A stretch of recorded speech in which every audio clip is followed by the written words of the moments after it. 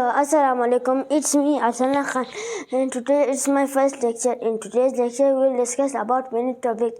First, we'll discuss about alphabets or letters, then vowels, third semivowels, and the last topic is consonants. So I'll talk about alphabets or letters. The basic tools of English language are called alphabets or letters. There are 26 alphabets or letters, and they start from A and end with Z. There are two ways to write alphabets or letters. First way is capital letters and the second way is small letters.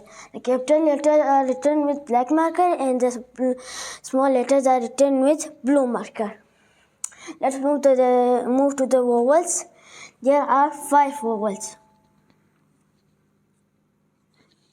The first vowel is A, second vowel is E, third vowel I, and the fourth vowel is O, and the last vowel, fifth vowel is U. A, E, I, O, and U. There are 2 semivowels. The first semivowel is W, and the second semivowel is Y.